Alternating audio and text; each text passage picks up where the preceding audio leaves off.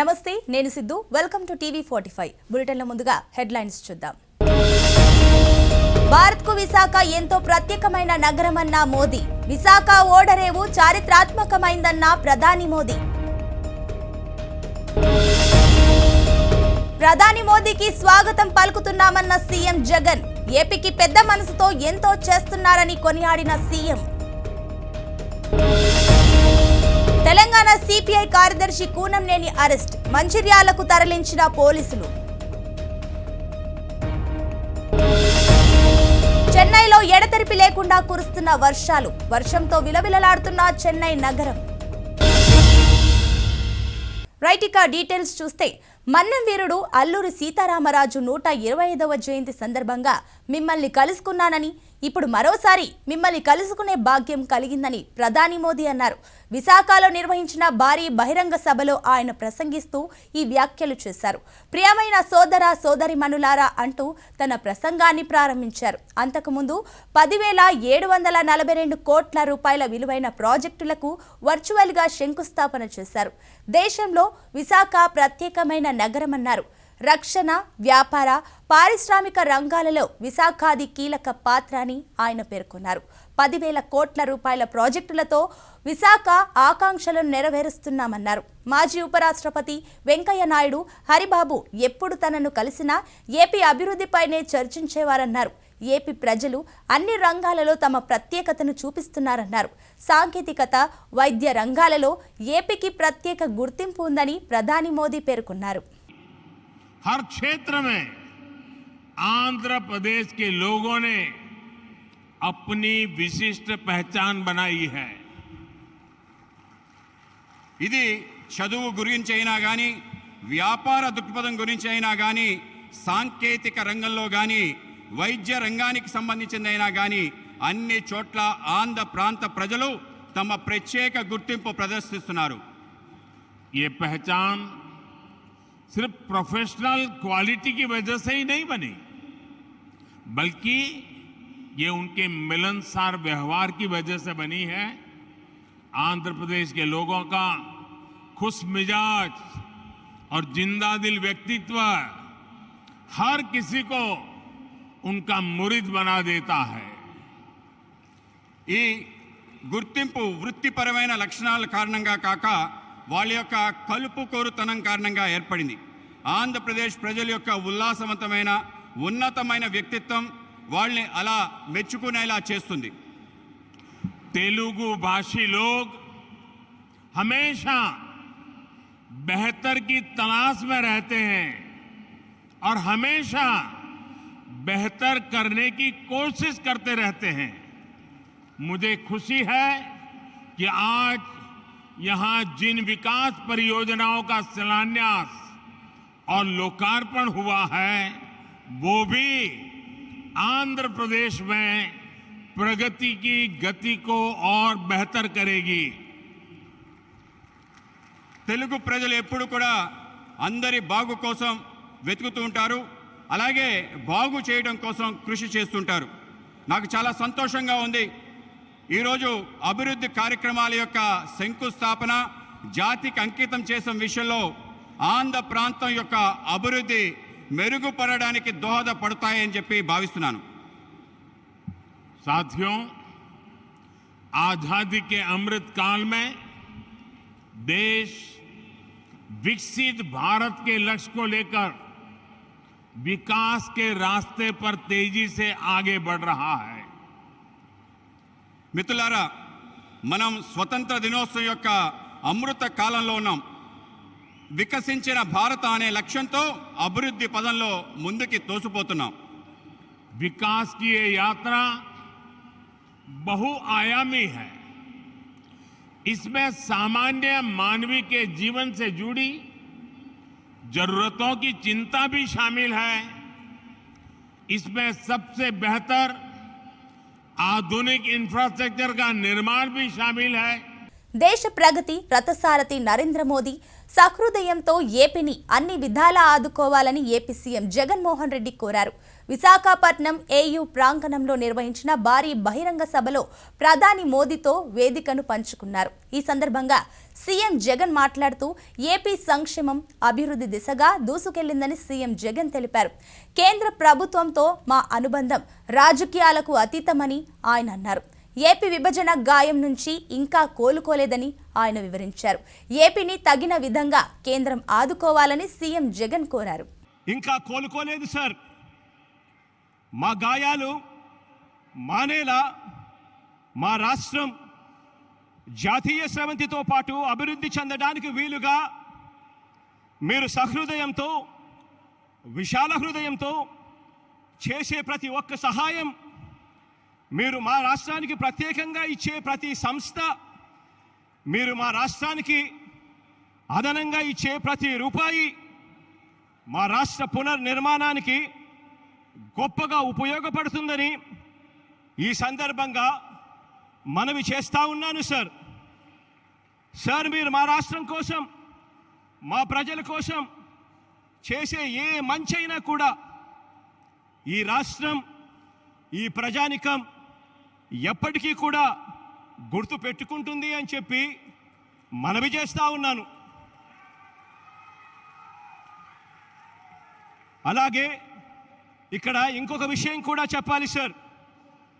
కేంద్ర ప్రభుత్వంతో ప్రత్యేకంగా మీతో మా అనుబంధం పార్టీలకు రాజకీయాలకు అతీతం. మా రాష్ట్ర ప్రయోజనాలు తప్ప మాకు మరో ఎజెండా లేదు, ఉండదు, ఉండబోదు సార్. మా రాష్ట్రానికి, మా ప్రజలకు గత ప్రభుత్వాలు చేసిన అన్యాయాల్ని గుర్తుపెట్టుకున్న మా రాష్ట్ర ప్రజలు మీరు మరింతగా పెద్ద మనసుతో ఆ పెద్ద మనసు చూపితే, అలా మీరు చూపించే ఆ పెద్ద మనసును, మీరు చేసే ఆ మంచిని కూడా గుర్తు పెట్టుకుంటారు అని మరోసారి తెలియజేస్తున్నాను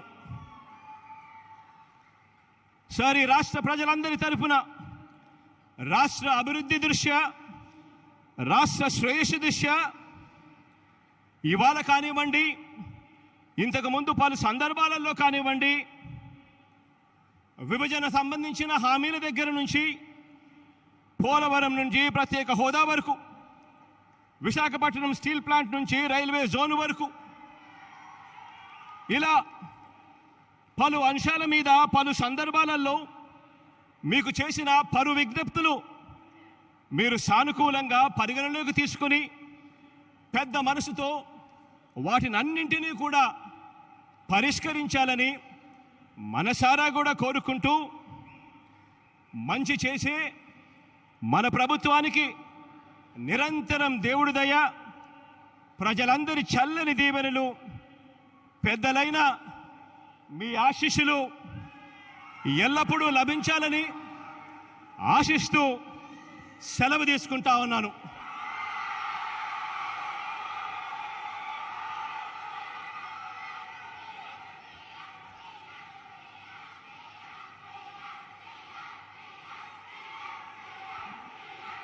माननीय मुख्यमंत्री महोदय जी का हार्दिक धन्यवाद।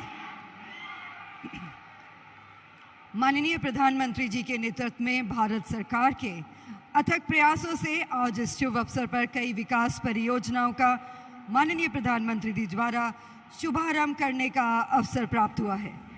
माननीय प्रधानमंत्री महोदय जी से सविनय निवेदन है। ఏపీలో ప్రధాని నరేంద్ర మోదీ పర్యటించారు. ఏయూ గ్రౌండ్స్ కు చేరుకున్న ప్రధాని మోదీకి ఘన స్వాగతం లభించింది. మోదీతో పాటు governor Bhishma Bhushan Harichandan, AP CM Jagan ఆయన వెంట ఏయూ కాలేజ్ బహిరంగ సభకు చేరుకున్నారు. ఏయూ గ్రౌండ్స్ లో ఏర్పాటు చేసిన ప్రాజెక్టుల నమూనాలను మోదీ పరిశీలించారు. అలాగే రోడ్లు, రైల్వేల నమూనాలను ఆసక్తిగా తిలకించారు. ఏపీలో పర్యటనలో భాగంగా ప్రధాని నరేంద్ర మోదీ పలు అభివృద్ధి కార్యక్రమాలకు ప్రారంభోత్సవాలు, శంకుస్థాపనలు చేశారు. 10,742 కోట్ల విలువైన ప్రాజెక్టులను జాతికి అంకితం చేశారు. మోదీ విశాఖపట్నం పర్యటన నేపథ్యంలో నగరంలో భారీ భద్రతను అధికారులు కట్టుదిట్టం చేశారు. ఎలాంటి అవాంఛనీయ ఘటనలు చోటు చేసుకోకుండా పహారా కాస్తున్నారు.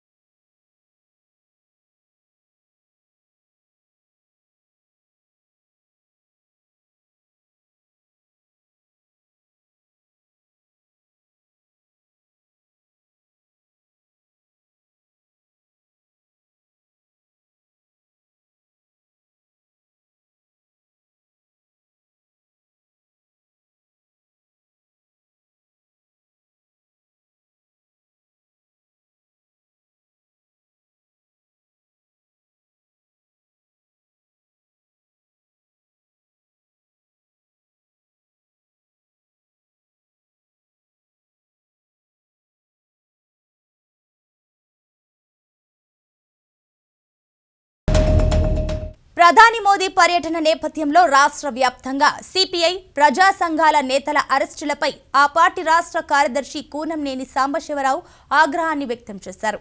అరెస్టులు అప్రజాస్వామికమని, తక్షణమే అదుపులోకి తీసుకున్న వారందరినీ విడుదల చేయాలని డిమాండ్ చేశారు. నిరసన తెలియజేయడం పౌరుల ప్రజాస్వామిక హక్కని చెప్పారు. మోదీ పర్యటనను నిరసిస్తూ నిరసన తెలిపేందుకు గోదావరి ఖనికి వచ్చిన ఆయనను పోలీసులు అదుపులోకి తీసుకున్నారు. అక్కడి నుంచి మంచిర్యాల జిల్లాలోని జైపూర్ పోలీస్ స్టేషన్కు తరలించారు. అక్రమ అరెస్టుల నేపథ్యంలో ఆయన అక్కడే దీక్షకు దిగారు. తెలంగాణలో అసలైన రాజకీయ ఆట ప్రారంభమైందని కేంద్ర మంత్రి బీజేపీ సీనియర్ నేత కిషన్ రెడ్డి హెచ్చరించారు. ఇచ్చిన హామీలు అమలు చేసేంత వరకు కేసీఆర్ను వదిలే ప్రసక్తే లేదని ఆయన అన్నారు. ప్రధాని మోదీ పర్యటనపై కేసీఆర్ తీరు విచారకరమని కిషన్ రెడ్డి పేర్కొన్నారు. ప్రధానికి వ్యతిరేకంగా ఫ్లెక్సీలు ఏర్పాటు చేయడం సరికాదని ఆయన హితవు పలికారు. గవర్నర్ను పదే పదే అవమానించడాన్ని ఖండిస్తున్నామని ఆయన తెలిపారు. మోడీ గారి ప్రభుత్వాన్ని పార్లమెంట్లో మీకు ఎంతమంది చంపారో తెలియదు. వాళ్ళు స్టేట్మెంట్ ఇస్తారు, రామగుండం బంద్కు పిలుపునిస్తారు. ఎవరి ప్రోద్బలంతో ఇస్తున్నారో తెలంగాణ సమాజం చూస్తూ ఉంది. రామగుండం బంద్ అట. దేశ ప్రజలు, తెలంగాణ ప్రజలు మీ పార్టీకి ఎప్పుడో బంద్ చెప్పారు. వెనక ముందు పక్కన కుడి ఎడమన ఏమీ లేదు మీ పార్టీకి. ఈరోజు తెలంగాణలో నరేంద్ర మోడీ గారి రాకకు వ్యతిరేకంగా బంద్ కాలు పిలిపిస్తారు. ఈ ప్రభుత్వాన్ని గద్దె దించే వరకు నిద్రపోరటవారు. మీ ఆరోగ్యమే దెబ్బతింటది కానీ గద్దె దిగారు ఆయన. నిద్రపోకపోతే మీ పార్టీ ఎట్లా పోయింది, మీ ఆరోగ్యాలు కూడా దెబ్బతింటాయి.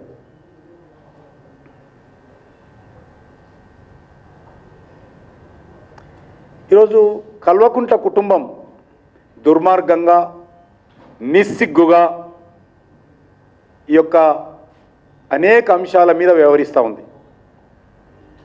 బాధ్యతారహితంగా వ్యవహరిస్తూ ఉన్నది.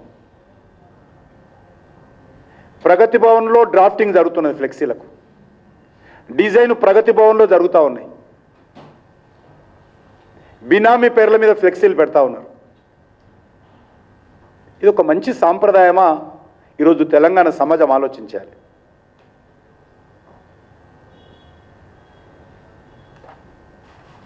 నరేంద్ర మోడీ గారు లేకుండా కాళేశ్వరం కట్టేవాళ్ళ? మహారాష్ట్రలో బీజేపీ ముఖ్యమంత్రి సహకారం లేకుండా కాళేశ్వరం కట్టేవాళ్ళ? తిరుమల శ్రీవారిని పలువురు ప్రముఖులు దర్శించుకున్నారు. Telangana Congress MLA Jaggareddy, Puthalapattu MLA MS Babu వేరువేరుగా స్వామివారిని దర్శించుకొని మొక్కులు చెల్లించుకున్నారు. అనంతరం రంగనాయకుల మండపంలో వేద పండితుల వేద మంత్రాలతో ఆశీర్వదించగా ఆలయ అధికారులు పట్టు వస్త్రాలతో సత్కరించి వారికి తీర్థ ప్రసాదాలను అందజేశారు.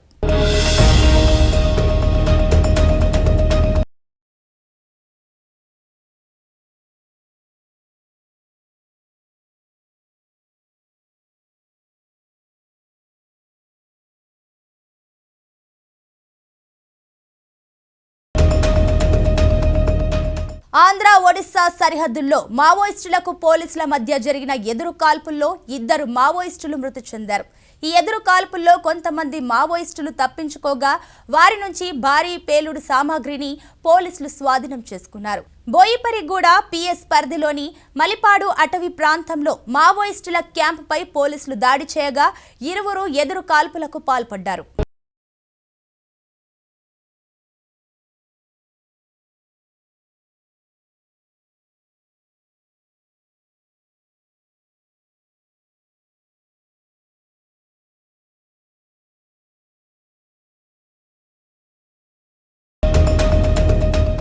దేశ ప్రధాని నరేంద్ర మోదీ విశాఖపట్నం పర్యటనలో భాగంగా అక్కయ్యపాలెంతో పాటు పరిసర ప్రాంతాల నుండి డ్వాక్రా మహిళలను భారీగా తరలించారు.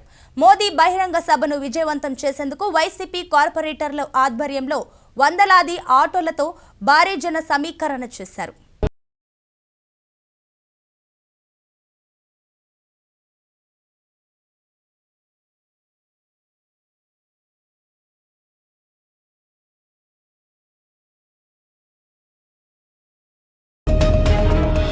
పల్నాడు జిల్లా టీడీపీ నాయకులు కోడెల శివరాం ఆధ్వర్యంలో పాదయాత్ర మొదలుపెట్టారు. రాజుపాలెం నుంచి ప్రారంభమైన ఈ పాదయాత్ర దేవరాంపాడు గుడి వరకు కొనసాగుతుందని కోడెల శివరాం తెలిపారు. కొండమూడు నుండి పేరేచర్ల వరకు ఉన్న రోడ్డును విస్తరణ చేయాలని ప్రభుత్వాన్ని డిమాండ్ చేశారు. మరోపక్క దేవరాంపాడు ఆలయ అభివృద్ధికి చర్యలు చేపట్టాలని ప్రభుత్వం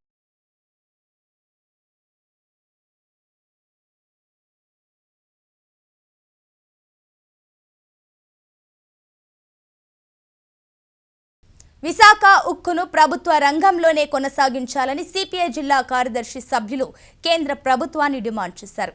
దక్షిణ కోస్తా రైల్వే జోన్ ఎప్పటి నుంచి పనిచేస్తుందో చెప్పాలని కోరారు. మరోపక్క పోలవరం ప్రాజెక్టుకు అవసరమైన నిధులు తక్షణమే విడుదల చేయాలని కోరారు. 2014 విభజన చట్టాన్ని అమలు చేసి ఏపీని కాపాడాలని తెలిపారు.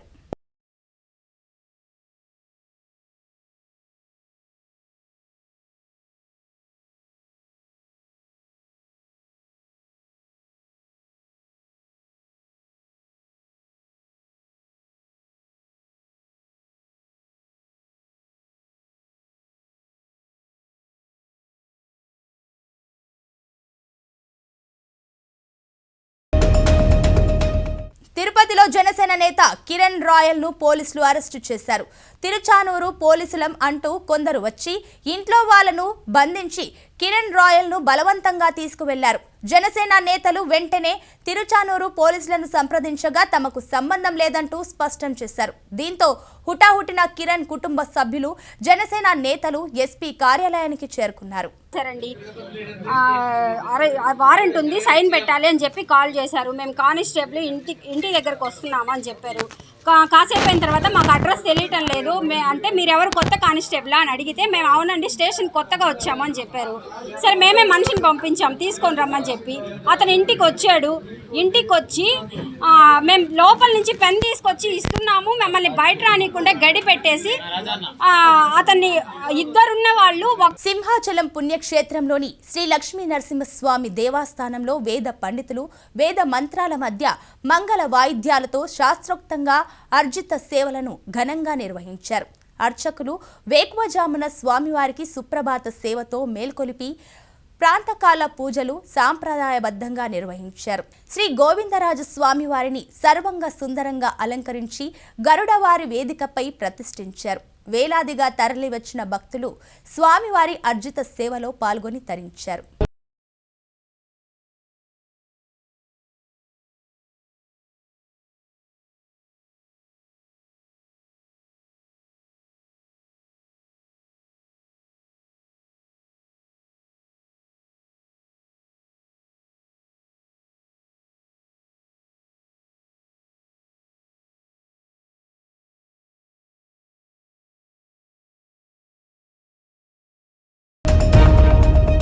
రైట్, ఇక డీటెయిల్స్ చూస్తే గో బ్యాక్ మోడీ అంటూ నినాదాలు చేస్తూ ఆర్ట్స్ కళాశాల వద్దకు దూసుకు వచ్చిన టీఆర్ఎస్వి విద్యార్థులను పోలీసులు అరెస్టు చేశారు. విభజన హామీలను వెంటనే నెరవేర్చాలంటూ ఓయూ విద్యార్థులు డిమాండ్ చేశారు. ఓయూల కళాశాల వద్ద టీఆర్ఎస్వి రాష్ట్ర అధ్యక్షుడు గెల్లు శ్రీనివాస్ యాదవ్ ను అరెస్టు చేసిన పోలీసులు అంబర్పేట పోలీస్ స్టేషన్ కు తరలించారు.